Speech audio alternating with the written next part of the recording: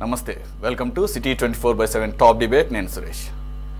మళ్ళీ చంద్రబాబు మార్క్, కాకపోతే ఈసారి సుతి మెత్తటి హెచ్చరికలు.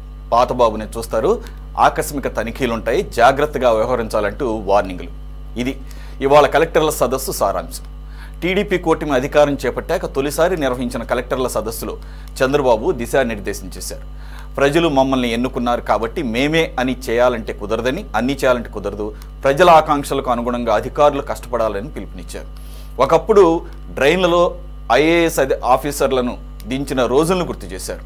తరువాత అంత కఠినంగా తాను పోలేదని అన్నారు.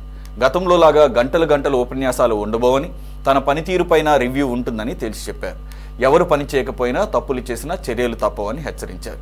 మొత్తంగా చెప్పాలంటే ఉన్నతాధికారులకు సీఎం చంద్రబాబు మొదటి సదస్సులోనే స్వీట్ వార్నింగ్ ఇచ్చారు. ఇక మరోవైపు వాలంటీర్ల భవితవ్యంపై ఇంకా సస్పెన్స్ కొనసాగుతున్న తరుణంలో వారి వ్యవహారం మరోసారి తెరపైకి వచ్చింది. వాలంటీర్లు వైసీపీ కార్యకర్తలే అని ఆ పార్టీ నేతలే చాటింపు వేసుకొని ఆ పార్టీ ఓడిన తర్వాత కూడా కొందరి వ్యవహార శైలి మారలేదని ఆరోపణలు వస్తున్నాయి. వాలంటీర్ల వాట్సాప్, టెలిగ్రామ్ గ్రూపుల్లో ప్రభుత్వ వ్యతిరేక ప్రచారం జరుగుతోందన్న వార్తలతో సీరియస్ అయిన ఏపీ ప్రభుత్వం వాలంటీర్లు, లబ్ధిదారుల గ్రూపుల్ని వెంటనే డిలీట్ చేయాలని ఆదేశించింది. వాలంటీర్ల వాట్సాప్ గ్రూపుల గురించి వెంటనే నివేదిక ఇవ్వాలని కోరింది. అయితే వాలంటీర్ల వ్యవస్థకు కొత్త లుక్ తేవాలని యత్నిస్తున్న ప్రభుత్వం కొందరు చేస్తున్న అత్యుత్సాహ పనుల వల్ల ఎలాంటి నిర్ణయం తీసుకోబోతుందనే ఉత్కంఠ నెలకొంది. ప్రభుత్వం మారినా వాలంటీర్ల తీరు ఎందుకు మారడం లేదు? వారు ఇప్పటికీ వైసీపీ కార్యకర్తలాగే పనిచేస్తున్నారా? అందుకే ప్రభుత్వం వారి విషయంలో ఆచితూచి వ్యవహరిస్తోందా? ఇదే అంశాలపై ఈరోజు డిబేట్లో పార్టిసిపేట్ చేస్తున్నారు టీడీపీ అధికార ప్రతినిధి రఫీ గారు. నమస్తే సార్. అలాగే కాంగ్రెస్ నుంచి ఏపీసీసీ జనరల్ సెక్రటరీ సైదా గారు, బీజేపీ నుంచి విఠల్ గారు. నమస్తే అండి. అలాగే సైదా గారు కూడా నమస్తే సార్. ప్రముఖ అనలిస్ట్ అలాగే సీనియర్ జర్నలిస్ట్ కోడేశ్వర్ గారు నమస్తే sir. Welcome to the debate. I will start off with you sir straight away. ఇప్పటికీ కూడా ఇంకా నడుస్తోంది వెలగపూడి సచివాలయంలో కలెక్టర్ల కాన్ఫరెన్స్. ఒక మారథాన్ లాగా సుదీర్ఘంగా మార్నింగ్ 11 o'clock టైంలో స్టార్ట్ అయింది. అరౌండ్ 8 వరకు ఈరోజు జరుగుతుంది అంటున్నారు. కోర్స్ ఇదే తీరులో మరి గంటల తరబడి ఏమి ఉపన్యాసాలు, సమీక్షలు ఏమి ఉండవు అని చెప్పేసి అంటున్నారు. కానీ చంద్రబాబు నాయుడు గారి సంగతి తెలిసిందే, ఆయన సుదీర్ఘంగానే ఉంటుంది. మరి ఆయనకు ఉన్నటువంటి పేషెన్స్ లెవెల్స్ అందరికీ ఉండాలంటే కొద్ది కష్టమే. సరే, ఇది మొదటిది కాబట్టి కలెక్టర్స్ కూడా దానికి తగ్గట్టుగా ప్రిపేర్ అయ్యొచ్చారు. అన్ని విషయాల్లోనూ సుదీర్ఘంగా చర్చిస్తున్నారు. ఇకపోతే ఆయన మళ్ళీ 1995 చంద్రబాబును చూస్తారు, కానీ అట్ ది సేమ్ టైం ఆ రకమైన కఠినంగా ఉండను అని చెప్తూనే బట్ ప్రతిదీ కూడా వాచ్ఫుల్గా ఉంటాము, అలాగే నేను ఆకస్మికంగా కూడా తనిఖీలు చేస్తుంటాను అని చెప్పేసి. సరే, ఇదంతా ఒక ఎత్తు అయితే అన్ని రంగాల్లోనూ ఎక్కడెక్కడ ఎటువంటి ప్రక్షాళన తీసుకురావాలి, ముఖ్యంగా ఇసుక మైనింగ్ విషయంలో ఆయన స్పెసిఫిక్గా చెప్పడం జరిగింది. ఇంతకుముందు కూడా చాలా సందర్భాల్లో అన్నారు. అలాగే మనం నిన్ననే చూసాము మైనింగ్ అండ్ ఇసుకకు సంబంధించి కూడా సిఐడి ఎంక్వైరీ గత ప్రభుత్వ హయాంలో ఏం జరిగిందనేది దాని మీద ఆల్రెడీ లెక్కర్ మీద నడుస్తుంది. కాబట్టి దాదాపుగా అన్ని విషయాల్లోనూ సిఐడి ఎంక్వైరీలు అయితే ఉండేటట్టుగా కనపడుతున్నాయి.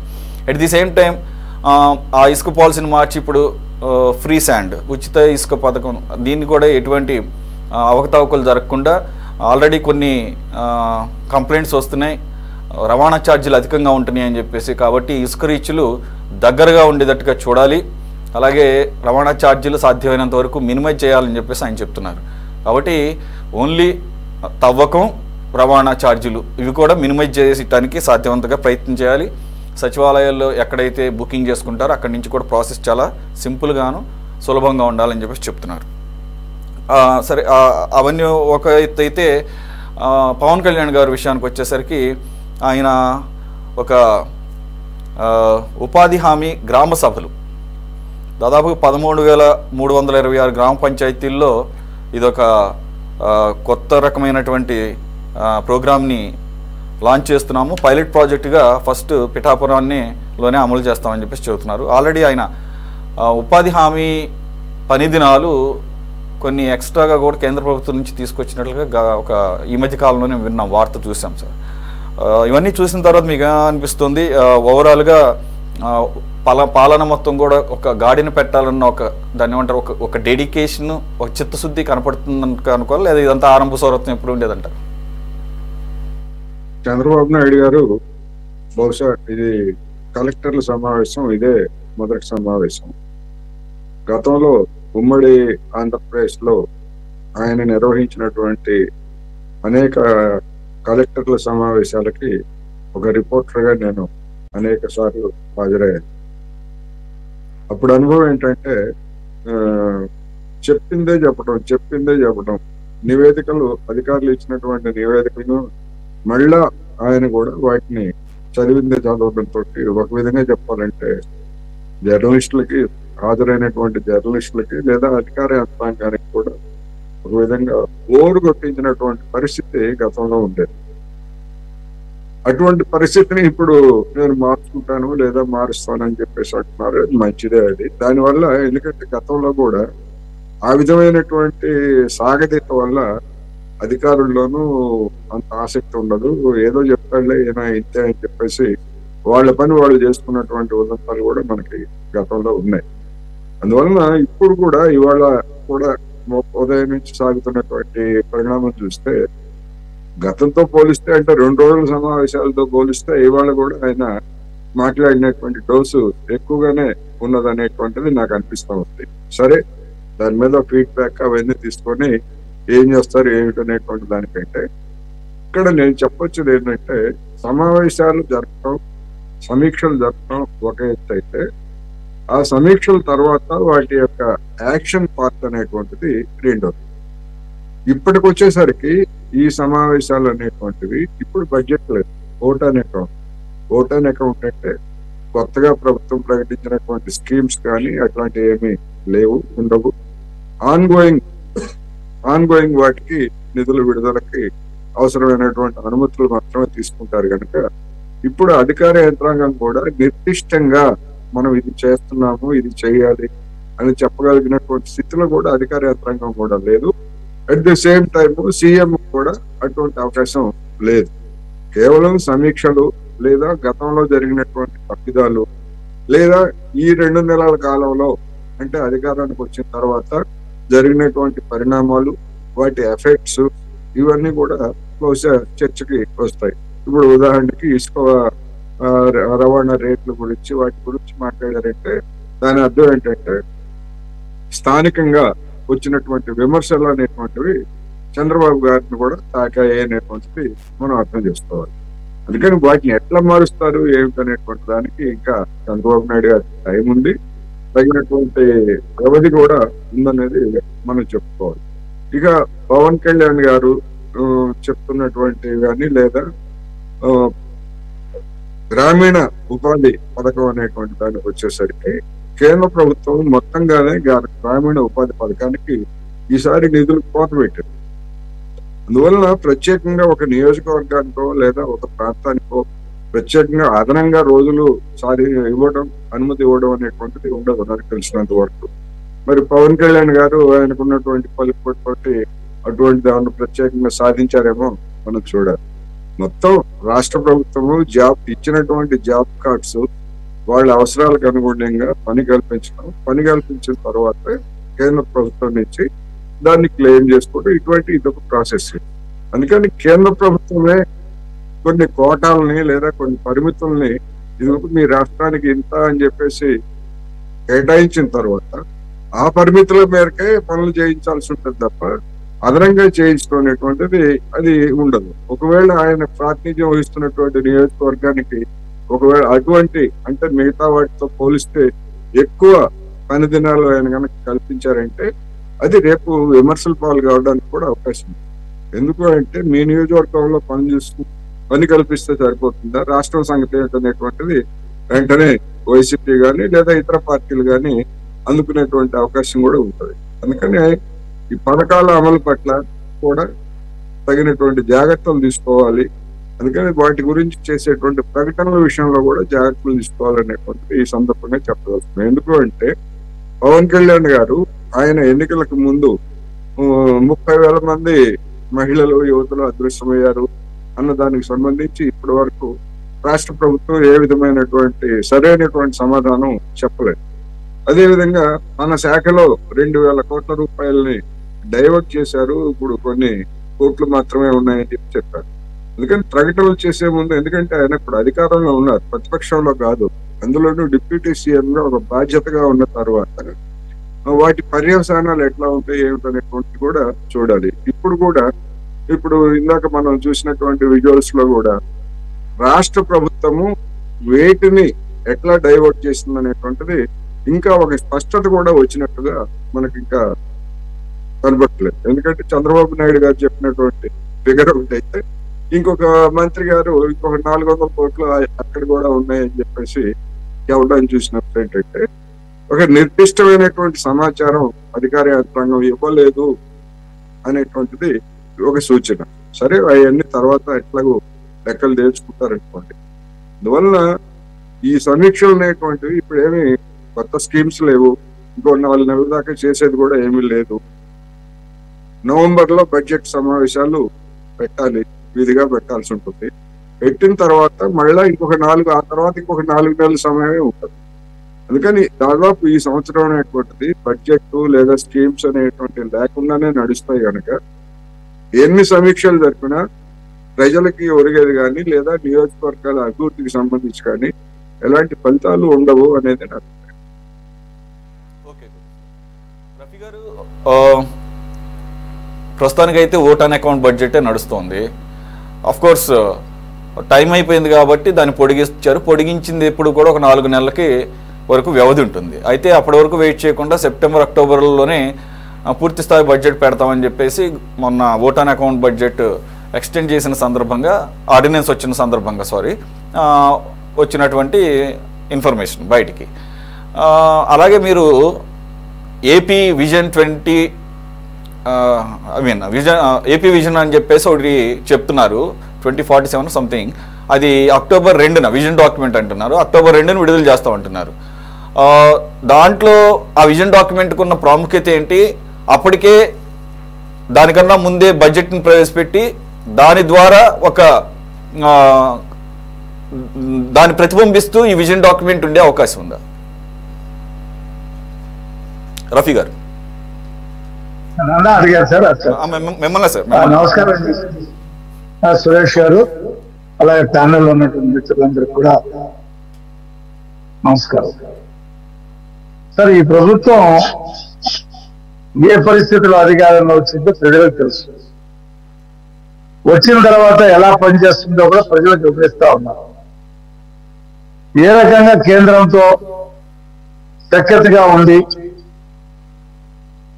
రింగ్ రోడ్లు కానీ లేదా జాతీయ రహదారులు కానీ అమరావతికి నిర్మాణం కోసం నిధులు తీసుకురావడం కానీ పోలవరం ఇతర ఇరిగేషన్ ప్రాజెక్టుని కంప్లీట్ చేయాలనేటువంటి లక్ష్యంతో పనిచేస్తాం. అయితే రాష్ట్రంలో గత ప్రభుత్వం చేసినటువంటి ఆర్థిక అస్తవ్యస్త విధానాల్ని సరిదిద్ది ఒక గాడిన పెట్టడం కోసం కూడా పనిచేయడం జరిగింది. పార్కులు, స్కూళ్ళు, ఎంఆర్ఓ ఆఫీసులు కూడా తాకట్టు పెట్టేసి అప్పులు తెచ్చుకున్నటువంటి పరిస్థితిలో ఈ ప్రభుత్వం ఉంది. అయితే జగన్మోహన్ రెడ్డి గారు కూడా మే 31వ తారీఖు అధికారంలోకి వచ్చిన తర్వాత ఆయన ప్రకటించినటువంటి కార్యక్రమాలు కూడా జనవరి 1 నుంచే ప్రారంభించాడు. అమ్మఒడి కూడా జనవరిలోనే ఇచ్చాడు. ఆ మిగతా 7 నెలల్లో ఆయన కూడా ఎటువంటి కార్యక్రమాలు చేయాల. అయితే మా ప్రభుత్వం ఈ 2 నెలల్లోనే అనేక కార్యక్రమాలు చేపట్టింది. ఉదాహరణకి పెన్షన్లు పెంచడం జరిగింది, 4,000 రూపాయలు అరియర్స్తో పాటు 7,000 ఇవ్వడం జరిగింది.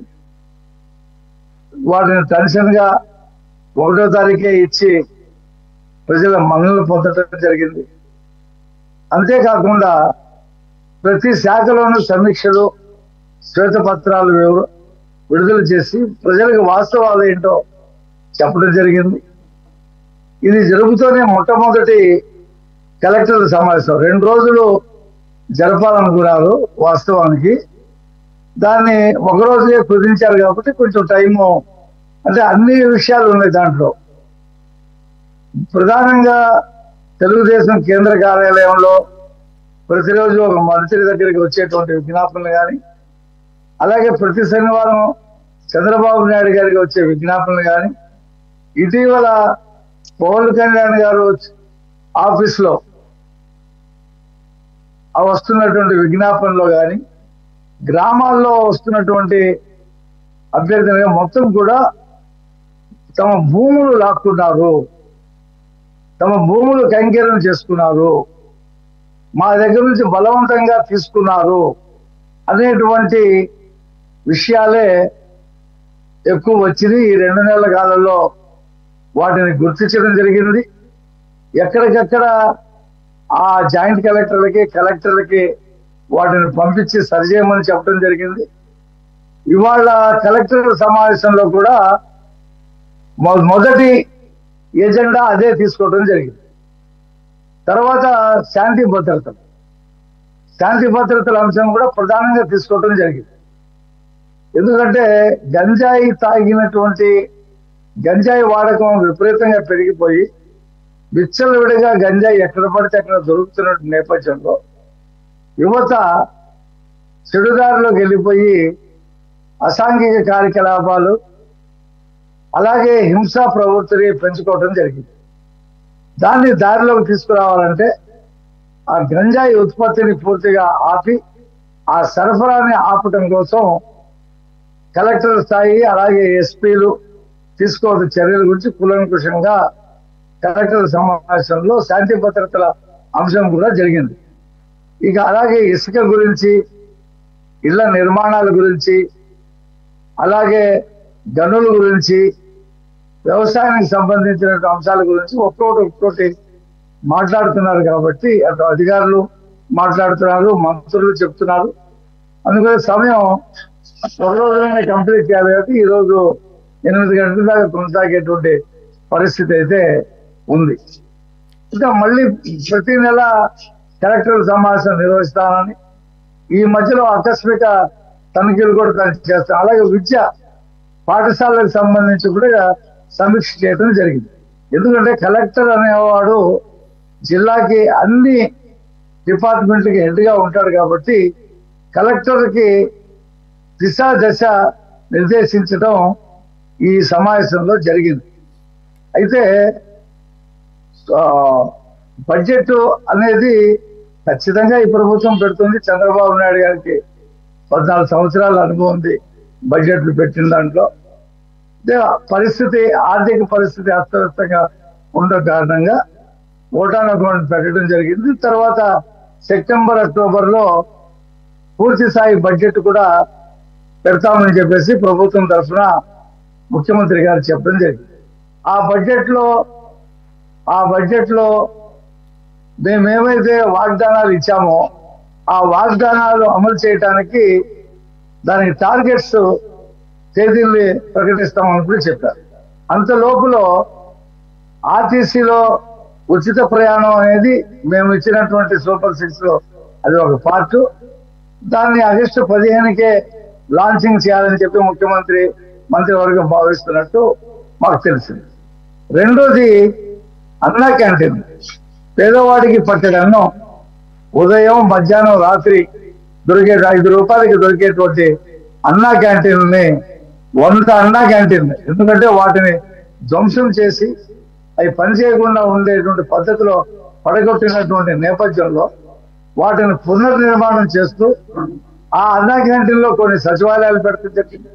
వాటిని వేరే చోట తరలించి ముందు ఒక 100, ఆ తర్వాత 105, 205 అన్నా క్యాంటీన్లు పెట్టడం కోసం ప్రభుత్వం ప్రయత్నాలు చేస్తా ఉంది. ఎందుకంటే పేదవాడికి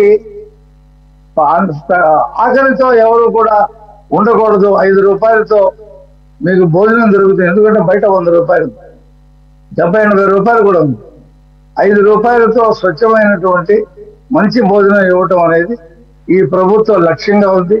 దాన్ని కూడా విమర్శించే వాళ్ళు ఉన్నారు. ఒక ఎమ్మెల్యే చెప్పాడు అది ముష్టేసేటువంటి కార్యక్రమం, దాన్ని కూడా గవర్నర్ ప్రసంగంలో పెడతారా అని చెప్పి. కాబట్టి ఇవాళ మంచి పనులు చేస్తా ఉంటే కాకుల్లాగా పొడిచేటువంటి పార్టీ బయట ఉంది.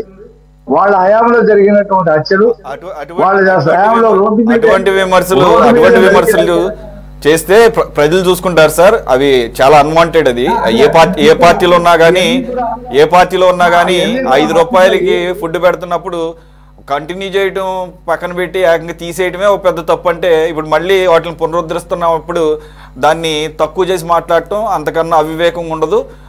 ప్రజలు అవన్నీ సార్. మరి ఓకే సార్ రఫీ గారు, ఫస్ట్ అలాగే ప్రతి నెల మొదటి తారీఖుని పేదల సేవలో అనే ఒక పథకం అని అంటున్నారు. ఇది కొత్త పథకమా, లేదంటే కనుక ఆ రోజు ఎలాగూ ఈ పెన్షన్ల కార్యక్రమం అధికారులు అలాగే సచివాలయ సిబ్బంది పంచిపెడుతున్నారు కాబట్టి అలాగే దాంట్లో ప్రజాప్రతినిధులు కూడా ప్రతి నెల కూడా ఇన్వాల్వ్ అవుతారు, ఏదో మొదటి 2 నెలలు కాదని ఆల్రెడీ ఒక ఇన్ఫర్మేషన్ ఉంది. దానికి ఒక పేరు పెట్టడం ద్వారా పేదల సేవలు అనేదే కదా అక్కడ కాన్సెప్ట్, లేదంటే దానికి ఏమన్నా ప్రత్యేకమైనటువంటి ఇదేమన్నా ఐ మీన్ సిగ్నిఫికెన్స్? ఇంకా వేరే కార్యక్రమం దానికి జోడించలేదు. అది పేదల సేవలకు సంబంధించినటువంటి అంశమే. కాబట్టి ఎందుకు ప్రజాప్రతినిధుల ఇన్వాల్వ్మెంట్ అంటే వాటిని పర్యవేక్షణ లేకుండా వదిలేస్తే మనం చూసాం కొన్ని చోట్ల ఆ ఉద్యోగస్తులు ఆ డబ్బుని కంగేరం చేసుకొని పారిపోయి కేసులు ఎదుర్కొంటున్నటువంటి పరిస్థితి చూసాం. ప్రతి చోట ప్రజాప్రతినిధి దీంట్లో ఇన్వాల్వ్మెంట్ అవుతారంటే వాళ్ళు జాగ్రత్తగా తగిన లక్ష్యం మేరకే పనిచేస్తారు. ప్రజలకు కూడా తెలుస్తుంది ఎంత చిత్తశుద్ధితో ఈ ప్రభుత్వం పనిచేస్తుంది అనేటువంటి అంశం కూడా తెలుస్తుంది అనేటువంటి ఉద్దేశంతో అది పేరు పెట్టడం జరిగింది. ఇంకా అనేకమైనటువంటి పథకాలు తీసుకురావడం జరుగుతుంది. ముఖ్యంగా ఈ రాష్ట్రంలో పరిశ్రమలని ఏర్పాటు చేయడానికి వాళ్ళందరికీ సంబంధించి వాళ్ళని పిలవడం జరుగుతుంది, వాళ్ళకి భూములు కేటాయించడం జరుగుతుంది. గతంలో అమరావతిలో కేటాయించినటువంటి భూముల్లో దాదాపు 130 కంపెనీలు వాళ్ళు ఇప్పుడు వచ్చి కంపెనీలు ప్రారంభించడానికి వాళ్ళు ప్రయత్నాలు చేస్తా ఉన్నారు. 30 కోట్ల రూపాయలు టెండర్ పిలిచారు. అమరావతిలో ఆ కంపలు ఏదైతే పేరుకుపోయి ఉన్నాయో వాటిని తొలగించడానికి 30 కోట్లు అవుతుంది. అలాగే ఐఐటి హైదరాబాద్, ఐఐటి మద్రాసు వాళ్ళు ఇప్పుడు రఫీ గారు మీరు అమరావతి అంశం ఎత్తారు కాబట్టి అమరావతి అంశానికి వచ్చేసరికి ఇంకొక 4000 ఎకరాలు పెండింగ్ ఉంది సమీకరణకి. అప్పట్లో మంగళగిరి తాడేపల్లి మండలాల్లోనే కొంతమంది రైతులు నిరాకరించారు ఇవ్వడానికి. ఇప్పుడు దాన్ని ఖచ్చితంగా అది మాస్టర్ ప్లాన్ ని పూర్తి స్థాయిలో అమలు చేయాలంటే ఆ 4000 ఎకరాలు కూడా తీసుకోవాల్సిందే. దానికి భూ సమీకరణ అనేది ఫస్ట్ ఆప్షను. అప్పటికి కూడా రైతులు సహకరించకపోతే 2013 భూసేకరణ చట్టాన్ని అమలు చేస్తాము. కాబట్టి భూ సమీకరణ అనేది రైతుకు మేలు చేస్తుంది, రైతుకు లాభసాటిగా ఉంటుంది అనేది మళ్ళీ ఇప్పుడు వస్తున్నటువంటి అంశం. ఎందుకనంటే ఆ 4000 ఎకరాలు కూడా తీసుకోవాల్సిందేనా అంటే ఖచ్చితంగా మాస్టర్ ప్లాన్లో అమలు అవ్వాలంటే. ఎందుకంటే example seed access road Mantina ఆశ్రమం దగ్గరకు వచ్చేసి ఆగిపోయింది. అది యాక్చువల్గా హైవే కనెక్ట్ అవ్వాలంటే ఆ మిగిలినటువంటి భూమి కూడా సేకరణలో ఉంటేనే సాధ్యమవుతుంది అనేది చెప్తున్నారు. సో మళ్ళీ మీరు భూ అలాగే రైతులు కూడా భూసేకరణకి వెళ్ళకపోవచ్చు. ఎందుకంటే భూ సమీకరణ అయితేనే వాళ్ళకి లాభసాటి. భూసేకరణ అయితే గనక ఆల్రెడీ అక్కడ ఉన్నటువంటి వాల్యూ తర్వాత పెంచలేదు కాబట్టి రైతులు నష్టపోతారు. అలాగే సమీకరణ అయితే కనుక ప్రతి ఎకరానికి 1000 గజాలేమో నివాస స్థలం, 250 కమర్షియల్, జరీబు భూములు అయితే కనుక 450 కమర్షియల్ వస్తుంది, అలాగే కౌలు వస్తుంది.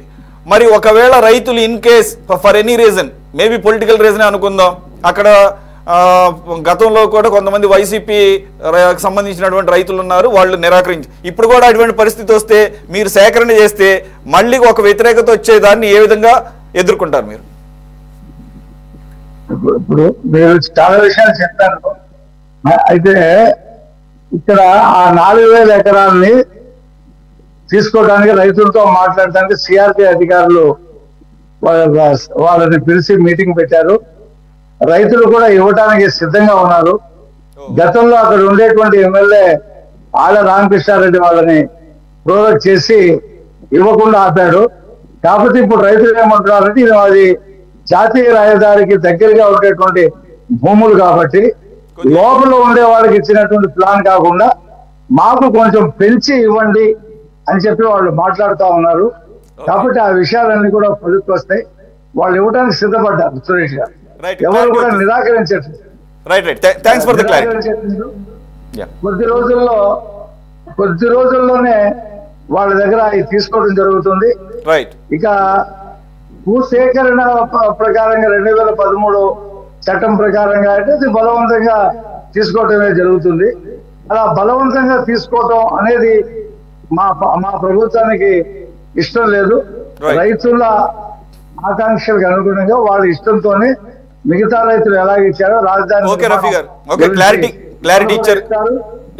క్లారిటీ ఇచ్చేసారు. రైతులు కూడా సిద్ధంగానే ఉన్నారంటున్నారు కాబట్టి సో అది ఎక్కడో చోట కొద్దిగా వాళ్ళు ఏమైనా డిమాండ్ చేసినా అది సమంజసంగానే ఉంటుంది. అలాగే ఇంతకు ముందు ఇచ్చిన రైతులు కూడా ఏమీ అబ్జెక్షన్ పెట్టే అవకాశం లేదు. ఎందుకంటే ఆల్రెడీ 5 సంవత్సరాల పాటు చూసిన కష్టాలతో పోల్చుకుంటే పెద్ద విషయం కాదు. So they can digest I think. Saida గారు, క్విక్గా ఇప్పుడు అనేకమైన వాటి మీద సమీక్షలు చేస్తూనే ఆల్రెడీ మనం చూసాము ఈ ఏదైతే రేషన్ షాపుల్లో ఉంటాయో వాటిని కొంతమేర ధరలు తగ్గించారు. బియ్యం 2 దఫాలుగా. అది భారీ స్థాయిలో అని కాదు కానీ కొంత ప్రజలకి భారం తగ్గే విధంగా కేజీకి ఎంత చొప్పున బియ్యము అలాగే కందిపప్పు. అలాగే ఈరోజు చంద్రబాబు నాయుడు గారు ఇంకా కొన్ని యాడ్ చేయాలి ప్రతి రేషన్ షాప్లోనూ, అలాగే ఇంకా ధరలు తగ్గించడానికి ప్రయత్నం చేయండి అని అంటూనే మిల్లెట్స్ కూడా అందుబాటులో ఉండాలని చెప్పేసి చెప్పడం జరిగింది. సో ఇవన్నీ చూసిన తర్వాత మీకు ఏమనిపిస్తుంది sir? Is this government going in a right path? In the right path? Suresh గారు, మీకు ప్యానల్ పెద్దలు పొలిటికల్ అనలిస్ట్ కోటేశ్వరరావు గారు, అలాగే టీడీపీ నాయకులు సయ్యద్ రఫీ గారు, అలాగే బీజేపీ నాయకులు పెద్దలు మిఠల్ గారు, అలాగే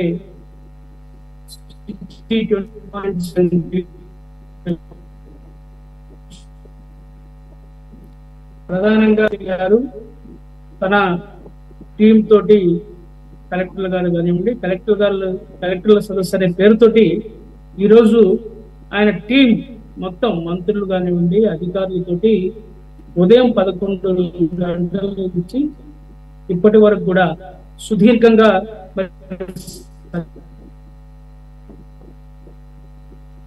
సార్ సైదా గారు మీకు అక్కడ సిగ్నల్ ప్రాబ్లం ఉన్నట్టుంది, ఒకసారి చెక్ చేయండి. ఫ్రీజ్ అవుతుంది.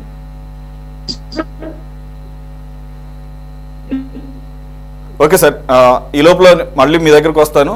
విఠల్ గారు, సార్ విఠల్ గారు సార్ వినపడుతుందా? Right, same question sir. I mean సమీక్ష అన్ని విషయాల్లోనూ చేస్తున్నారు కలెక్టర్ల సదస్సులో.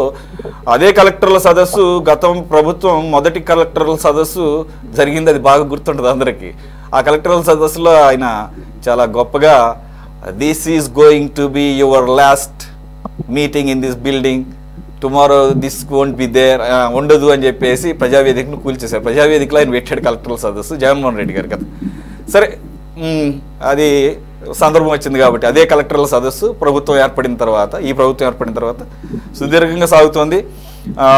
అనేక అంశాల్లో క్లియర్ ఇన్ఫర్మేషన్ అయితే చెప్తున్నారు. అలాగే వీళ్ళు ఏ విధంగా ముందుకు వెళ్ళాలనే ప్రణాళికలు కూడా సిద్ధం చేసుకుంటున్నారు. ఇవన్నీ కూడా ఏదో పేపర్ల మీద కనపడటం వరకే ఉంటుంది అంటారా, లేదంటే కనుక ఇంప్లిమెంటేషన్కి దగ్గరగానే అన్నీ కూడా కనపడుతున్నాయా? మీ అబ్జర్వేషన్. సహజంగా ఒక టీం లీడరు మారినప్పుడు తన టీము వ్యక్తులు మొత్తాన్ని కూర్చోబెట్టుకొని నిన్నటి వరకు మీరు పని చేశారో చేయలేదో, ఏం చేశారో ఎలా చేశారో నాకు అనవసరం, కానీ ఈ రోజు నుంచి నా టీములో నాకు అనుకూలంగా నేను చెప్పే విధంగా పని చేసుకుంటూ పోతే మీకు మాకు అందరికీ సానుకూలంగా ఉంటుంది.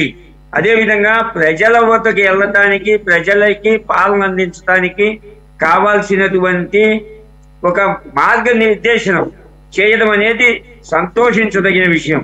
అందులో మన ఫెడరల్ వ్యవస్థలో ఏ పథకాలు పెట్టినా, ఏ ప్రభుత్వం ఎట్లా నడవాలన్నా కేవలం నడవాల్సింది కలెక్టర్లు, ఐపీఎస్ల మీద ఆధారపడే ప్రభుత్వాలు నడుస్తాయి. కాకుంటే వీళ్ళు పోయినసారి కూడా మనం గతంలో చెప్పుకున్నాం, వీళ్ళు ఇచ్చే ఫీడ్బ్యాక్ల వల్ల ఈ నాయకులు తప్పుదోవ బతుకొని తప్పుదారి బతితే పాలన అస్తవ్యస్తం అవుతుంది. అదే ఈ యొక్క అధికారులు గనక కరెక్ట్ అయిన విధానంలో గనక సలహాలు ఇచ్చి పరిపాలన సాగించే విధానం గనక చేపడితే ప్రజలకి మంచి జరుగుతుంది.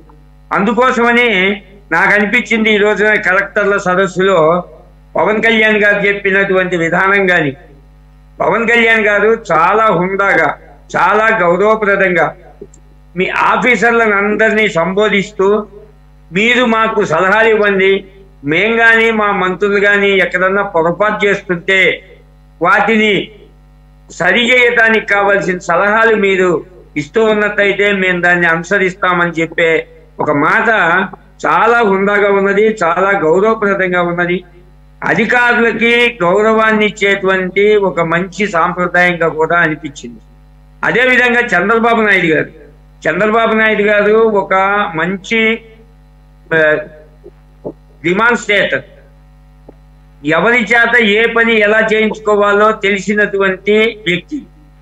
అందువలన నిన్నటి వరకు మీరు పని చేయలేదని, మీరు మీ వల్లనే ప్రభుత్వాలు నష్టపోయినాయనో ప్రజలు నష్టపోయారనో అని వారిని నిందించకుండా ఈ రోజు నుంచి మాత్రం ఇదిగో నా విజన్ ఇది, నా పాలసీ ఇది, నా యొక్క విధానాన్ని బట్టి మీరందరూ కూడా నడుచుకోండి అంటే కలెక్టర్లని ఒక విధంగా మీరే చేయాల్సిన సందాతలు అని చెప్పి వాళ్ళని పొగుడుతూనే, మరొక కోణంలో మీరు కనుక గతంలో లాగా ఏదన్నా పిచ్చాశాలు వేస్తే కఠినమైన నిర్ణయాలు ఉంటాయి, కఠినమైనటువంటి శిక్ష ఉంటాయి అన్నంత దూరం కూడా ఆయన ప్రస్తావించడం ఒక మంచి పరిణామంగా అనిపిస్తుంది.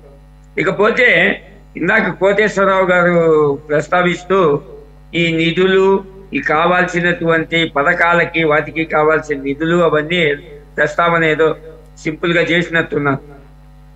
అందుకు నేనుగా చెప్పేటువంటి విధానం ఏంటంటే గతంలో ఎన్నోసార్లు చెప్పుకున్నాం, మళ్ళీ చెబుతున్నాం. కేంద్ర ప్రభుత్వం నుంచి మన రాష్ట్రానికి పూర్తి సహాయ సహకారాలు ఖచ్చితంగా అందుతాయి.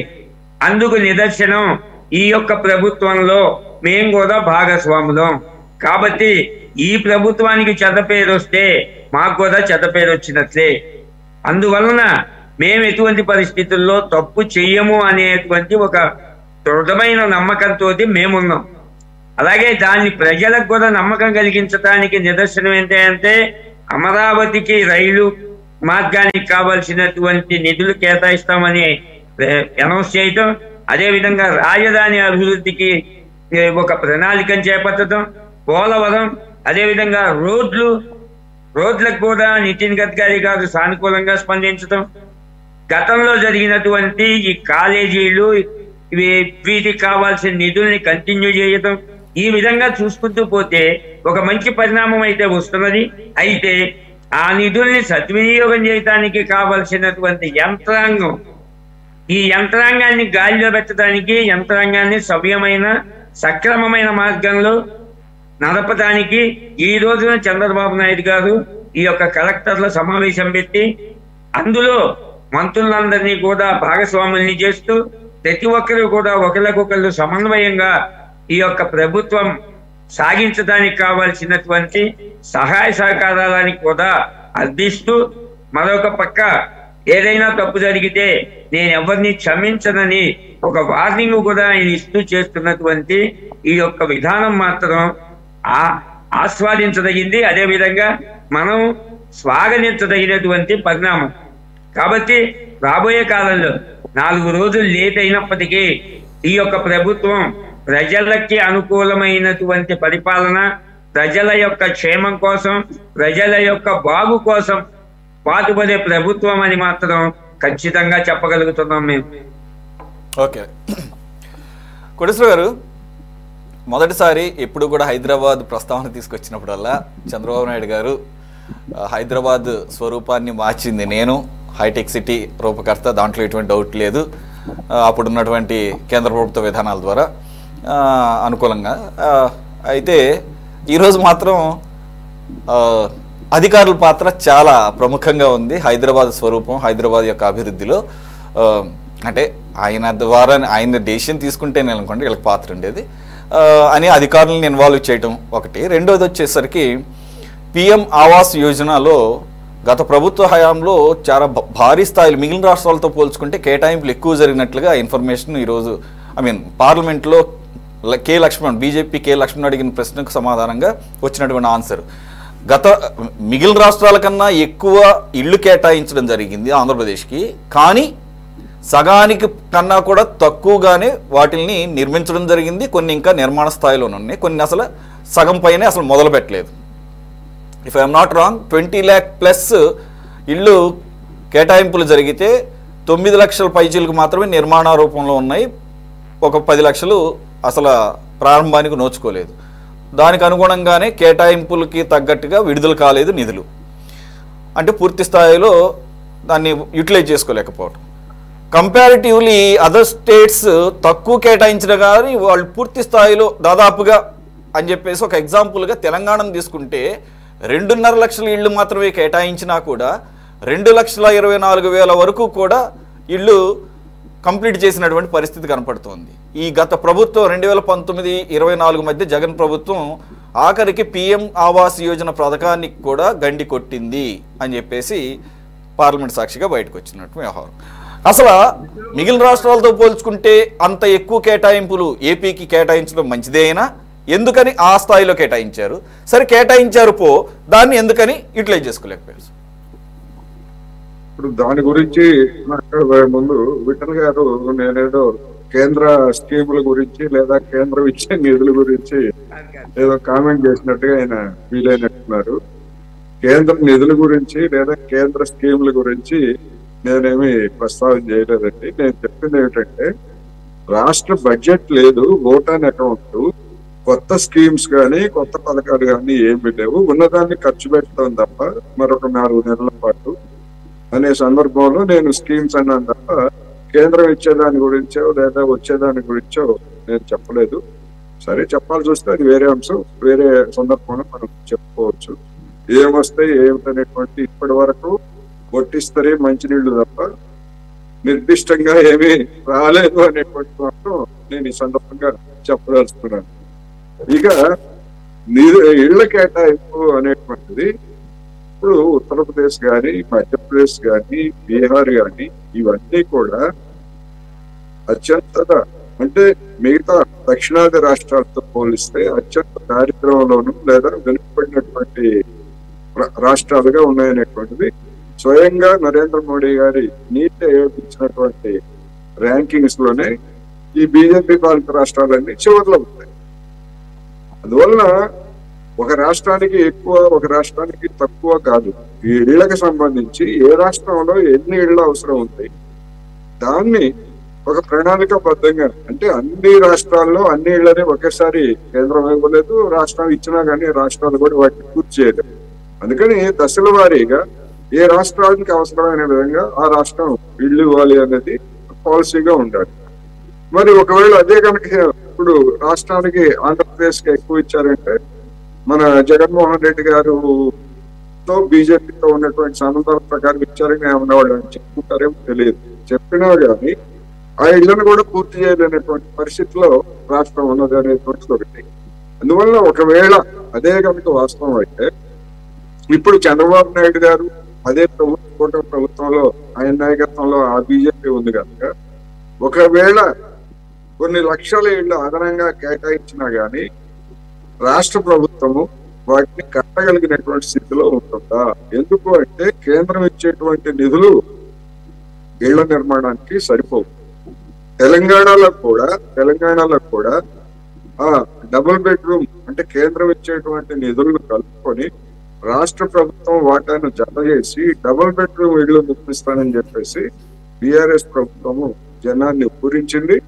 ఆ ఊరించడంలో ఘోరంగా విఫలం కావడమే కాదు, వాళ్ళ ప్రభుత్వ హయాంలో కట్టినటువంటి ఇళ్లు కూడా కొన్ని వేలు ఇప్పటికీ ఖాళీగా పడి ఉన్నాయి. అవన్నీ కూడా కొన్ని చోట్ల శిథిలం అయిపోతున్నాయి, లేదా కొన్ని చోట్ల తలుపులు కిటికీలు వీటన్నిటి కూడా లాక్కుపోతున్నారని కూడా వార్తలు వచ్చాయి. వాటిని కూడా పూర్తయిన వాటిని కూడా కేటాయించినటువంటి దుస్థితిలో ఆనాటి ప్రభుత్వం ఉంది.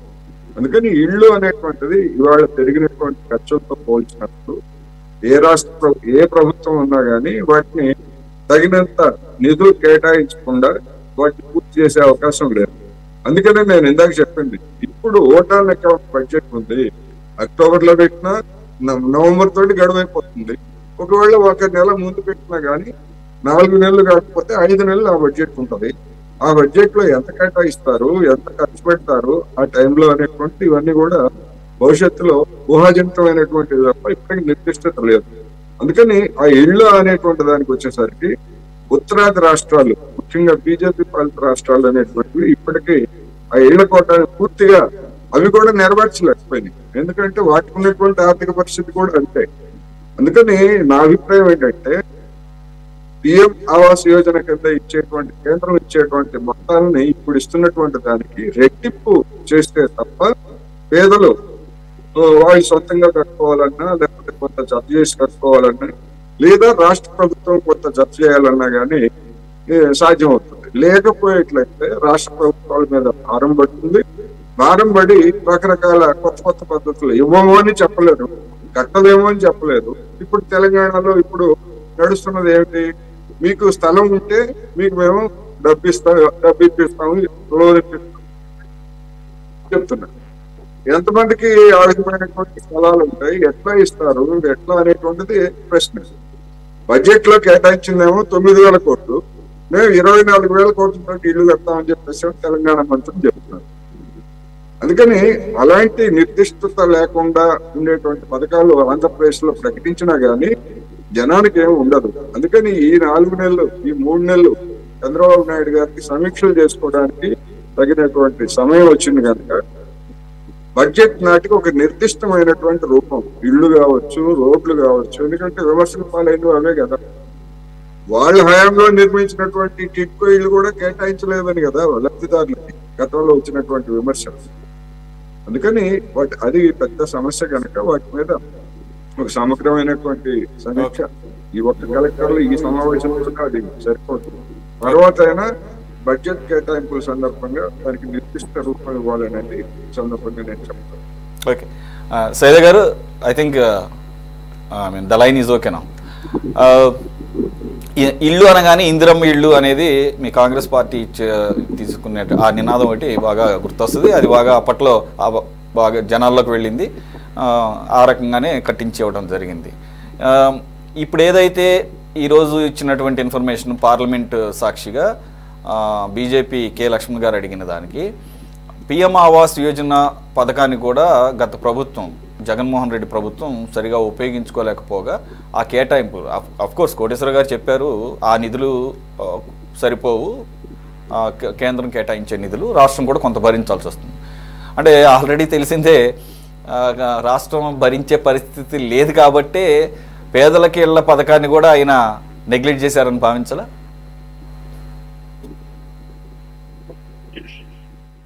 సురేష్ గారు, ప్రధానంగా గత ప్రభుత్వం అన్ని వ్యవస్థల్ని ఏ విధంగా విధ్వంసం చేసిందో మనం చూసాం.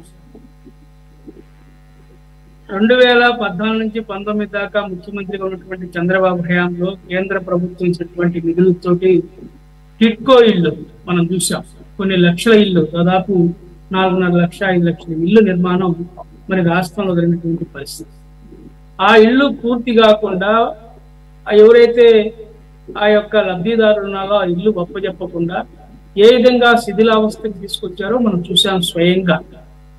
ఏ విధంగా ఆ ఇల్లు బూజు పట్టిపోయి, ఏ విధంగా రంగులు వెలిసి, ఏ విధంగా పిచ్చెట్లతోటి నిండిపోయి నివాసయోగ్యంగా లేకుండా అసాంఘిక కార్యకలాపాలకు వేదికలుగా నిలబడినటువంటి అనేకమైనటువంటి గృహాలను మనం చూసాం. అయితే ఈ ప్రభుత్వం మరి ప్రధానంగా ఏదైతే ఆ ప్రభుత్వ హయాంలో నిర్మించినటువంటి ఇల్లున్నాయో ఆ ఇళ్ళన్నింటినీ కూడా పూర్తి చేసి ప్రజలకు అందించాల్సిన అవసరం ఉంది. అలాగే జగనన్న కాలనీలో కూడా మనం చూసినట్లయితే దాదాపు 30 లక్షల ఇల్లు నిర్మిస్తా అని చెప్పి, ఇల్లు కాదు ఊర్లు నిర్మిస్తా అని చెప్పి జగన్మోహన్ రెడ్డి గారు పెద్ద పెద్ద మాటలు చెప్పారు. ఈ రోజు మరి జగనన్న లేఅవుట్లు చూస్తా ఉంటే ఏ విధంగా ఉన్నాయో మనం చూస్తా ఉన్నాం. వర్షాల దెబ్బకి చెరువులుగా మారిపోయినటువంటి పరిస్థితి మనం చూస్తా ఉన్నాం. ఈ యొక్క జగనన్న కాలనీల పేరుతోటి ఎన్ని 100 కోట్ల రూపాయలు అవినీతి జరిగిందో ఆ ఇన్ఫ్రాస్ట్రక్చర్ ఏర్పాటు చేయడం కోసం, అలాగే ఇళ్ల నిర్మాణం కోసం వాళ్ళ సొంత పార్టీ నేతల కాంట్రాక్టర్లకి ఇల్లు కట్టకుండానే బిల్లులు చెల్లించి ఏ విధంగా దుర్మార్గానికి పాల్పడిందో మనం చూస్తా ఉన్నాం. 1,80,000 రూపాయలతోటి ఇంటి నిర్మాణం పూర్తయ్యే అవకాశం ఉందా? ఇందాక చంద్రబాబు గారు కూడా కలెక్టర్ల సదస్సులో ఈ గృహ నిర్మాణానికి సంబంధించి అంశం మీద మాట్లాడుతున్నటువంటి సందర్భంలో మనం గతంలో 2 లక్షల రూపాయలు ఇచ్చాం, ఈ ప్రభుత్వం 1,80,000 ఇచ్చింది, నిర్మాణం చేపట్టింది అని చెప్పి మాట్లాడిన అంశం కూడా మనం చూసాం. అయితే ఈ రోజు ప్రభుత్వం, కేంద్ర ప్రభుత్వం 2.5 లక్ష, రాష్ట్ర ప్రభుత్వం 2 లక్షలు, మొత్తం కలిపి 4.5 లక్షలతోటి ఈ గృహ నిర్మాణాలకి మరి మేము తీసుకొస్తామని చెప్పి మాట్లాడుతున్నాం. ఎందుకంటే మీరు చూశారు, దేశవ్యాప్తంగా ఇందిరమ్మ పేరుతోటి మరి ఇందిరమ్మ ఇల్లు నిర్మించి కాంగ్రెస్ పార్టీ మరి అనేక మంది బడుగు బలహీన వర్గాలకు, దళితులకు, మైనార్టీలకు, పేదలకు ఏ విధంగా గృహ నిర్మాణం చేసిందో మీరు చూశారు. కానీ ఈ 10 సంవత్సరాల మరి మోడీ పాలనలో కానివ్వండి, ఈ జగన్మోహన్ రెడ్డి గారు చంద్రబాబు పాలనలో కానివ్వండి, ఈ ఇళ్ల నిర్మాణం పూర్తి చేయకుండా పేదలు ఏ విధంగా ఇంకా ఇబ్బందులు పడుతున్నారో మీరు చూస్తా ఉన్నారు. అయితే ఈ సందర్భంగా నేను చెప్పేది ఏంటంటే, సురేష్ గారు, ఈరోజు కలెక్టర్ల సదస్సులో ఈరోజు చంద్రబాబు గారు కలెక్టర్ల సదస్సు పేరుతోటి మంత్రులతోటి, అధికారులతోటి కూడా ఒక టీం సమావేశాన్ని పెట్టుకొని ఈ 5 సంవత్సరాల పాలన జరిగినటువంటి అనేక అంశాల మీద చర్చించినట్లుగా మనకు తెలుస్తా ఉంది. ఎందుకంటే మీరు ఇందాక ఫస్ట్ కామెంట్ లోనే చెప్పారు, చంద్రబాబు గారు మరి గతంలో మాట్లాడితే గంటలు మాట్లాడేవాడు, మరి ఇప్పుడు ఆయనేమో నేను తక్కువ సమయం తీసుకుంటాను, నేను మాట్లాడతానని చెప్పారు. పెద్దలు కోటేశ్వరరావు గారు కూడా సీనియర్ జర్నలిస్ట్, ఆయన అనుభవాలు కూడా చెప్పారు. చంద్రబాబు గారు ఎందుకంటే 45 సంవత్సరాల రాజకీయ చరిత్రలో 4 పర్యాయాలు ముఖ్యమంత్రిగా ఉండి ఆయన 2020 విజన్ పేరుతోటి మరి ఆయన చేసినటువంటి విషయాలు మనం చూసాం. ఆయన అనేక అంశాల మీద గంటల కొద్దీ ఆయనకు ఉన్నటువంటి పాండిత్యంతో మరి గంటల కొద్దీ మాట్లాడి అధికారుల్ని ఇసుకించినటువంటి పరిస్థితులు మనం చూసాం. అలాగే జర్నలిస్టులు కూడా ఎందుకు వచ్చావురా బాబు ఈ సమావేశానికి అని చెప్పి దండం పెట్టి వెళ్ళిపోయినటువంటి పరిస్థితులు కూడా మనం చూసాం. అయితే బాబు గారిలో మార్పు వస్తుందా, మార్పు రాదా, ఆయన ఏ విధంగా టైం మేనేజ్మెంట్ చేస్తారు, అధికారుల మీద ఏ విధంగా కొరడా జులిపిస్తారు, ఇవన్నీ ముందు మనకు తెలియాల్సిన అవసరం ఉంది. ఉదయం 11 గంటలకు సమావేశం స్టార్ట్ అయితే ఇంకా కొనసాగుతా ఉంది. అధికారులని ఒక్కరోజుతో సమస్య పరిష్కారం కాదు. It is a first meeting. ఈ మీటింగ్ లో మరి కలెక్టర్లకి ఒక పరిచయం చేసుకోవటం, వాళ్ళకి దిశనిర్దేశం చేయటం, వాళ్ళ దగ్గర నుంచి ఫీడ్బ్యాక్ తీసుకోవటం, మరి ఇవన్నీ ఏదో సింపుల్ గా ముగిస్తే బాగుండేది. కానీ ఆయన సుదీర్ఘంగా మరి సమయం అనేది పెద్ద మ్యాటర్ కాదండి. మనం ఏదో సరదాగా లైటర్ వీన్ లో మాట్లాడుకోవడానికి బాగుంటది, కానీ ఇప్పుడు సీరియస్ గా సమీక్ష చేసినప్పుడు టైం ఎంత తీసుకున్నా పర్లేదు, అది నిజంగా ప్రయోజనకరంగా ఉంటాయి కనుక. కాబట్టి సమయం అనేది విమర్శ అది పెద్ద పట్టించుకోవాల్సిన అవసరం కాదని నా అభిప్రాయం, ఎవరైనా కానీ. అయితే దానికన్నా కూడా అది అమలులో ఏ రకమైనటువంటి స్వరూపం తీసుకోవాలనే దాని మీద దృష్టి పెట్టాలి. దాని పరంగా మాట్లాడుకుందాం. అది నేను ఎందుకు చెప్తానంటే, ఈ మాట గతంలో ముఖ్యమంత్రిగా చంద్రబాబు గారు ఉన్నటువంటి సమయంలో ఉదయాన్నే టెలికాన్ఫరెన్స్ పెట్టేవాడు అధికారులందరితోటి ఉదయం 8 గంటలకే టెలికాన్ఫరెన్స్లు పెట్టి జిల్లా కలెక్టర్ని, సంబంధిత అధికారులందరినీ లైన్ లో తీసుకొని ఆ జిల్లాకు సంబంధించినటువంటి అంశాల మీద ఆయన ఫీడ్బ్యాక్ తీసుకునేటువంటి వాడు. పత్రికలో ఏదో ఒక నెగిటివ్ వార్త వచ్చిందంటే ఆ వార్తని ఆ ప్రెస్ లో కటింగ్ ని బేస్ చేసుకొని ఆ అధికారులను పిలిపించి ఆ సమస్యను పరిష్కరించేటువంటి పరిస్థితి మనం చూసాం. అయితే ఇప్పుడు ఆ పరిస్థితి ఉంటుందా? ఎందుకంటే ఇది ఒక రకంగా చెప్పాలంటే చంద్రబాబు గారు 45 సంవత్సరాల రాజకీయ జీవితంలో ఈ రోజు ముఖ్యమంత్రి కావడం అనేది కత్తిమైన సాము లాంటిది. నేను ఎందుకు చెప్తున్నానంటే ఈ మాట, పక్కన అధికారం కోల్పోయి 5 సంవత్సరాలు మరి వైసీపీ వాళ్ళ యొక్క దారుణాలకి ఇబ్బందులు పట్టినటువంటి తెలుగుదేశం కేడర్ పక్కన ఆవురావురమంటూ ఉన్నారు. ఏదైనా సరే గత ప్రభుత్వం దోచుకుంది, మేము కూడా ఆ విధంగానే మేము వెళ్తాం, జనాల్లోకి వెళ్తాం, మా పని మేము చేసుకుంటాం అని చెప్పి వాళ్ళు మాట్లాడతారు. ఓ పక్కన చంద్రబాబు గారేమో అలాంటిదేం లేదు, మీరు పద్ధతిగా నడవాలని చెప్పి అధికారులని ఓ పక్కన ఆయన గొంతు మీద కత్తి పెడతా ఉంటారు. ఎందుకంటే ప్రకాశం జిల్లాలో ఎర్రగొండపాలెంలో నిన్న కాక మొన్న ఒక ఘటన జరిగింది. మా Markapur revenue division sub collector గారు ఎర్రగొండపాలెంలో ఒక రేషన్ షాప్ డీలర్ దగ్గరికి వెళ్తే తనిఖీ కోసం అక్కడ ఉన్నటువంటి తెలుగుదేశం కార్యకర్తలు ఎదురు తిరిగారు. నువ్వెవరు ఇక్కడికి వచ్చి తనిఖీ చేయడానికి, నీకేం పని, వెళ్ళిపో అని చెప్పి వాదించినటువంటి పరిస్థితి మనం చూసాం. ఇంకో చోట ఒక ఎస్ఐని మరి కాళ్ళలో పట్టుకున్నటువంటి పరిస్థితి. ఎందుకంటే ఇలాంటి ఫోన్ సైట్ కార్యక్రమాలు జరుగుతూ ఉన్నాయి. ఒక పక్క బాబు గారు మాట్లాడేదానికి, మరో పక్క వాళ్ళ పార్టీ క్యాడర్లో రగులుతున్నటువంటి ఈ పరిస్థితులను చూస్తే చంద్రబాబు గారు ముఖ్యమంత్రిగా మరి దేన్ని బ్యాలెన్స్ చేయగలడు, ఏ విధంగా నిర్వహించగలడు, అధికారులు నిష్పక్షపాతంగా మరి సర్వీస్ చేయగలరా? ఎందుకంటే ఈ రెండు ఉదాహరణలు చెబుతున్నారు, రెవెన్యూలో పోలీసు వ్యవస్థలో జరిగినటువంటి ఈ రెండు ఘటనలు ఇప్పుడు అది రిపీటెడ్ గా జరుగుతుంటే ఖచ్చితంగా మనం దాని గురించి మాట్లాడొచ్చు. అడపదడప ఇప్పుడు రాష్ట్రంలో కానీ దేశంలో కానీ ఎక్కడో చోట చిన్న చితకే జరుగుతుంటే, అయితే దాని తీవ్రత ఎంత ఆ కోణంలో చూడటం బెటర్ అనేది అనిపిస్తోంది.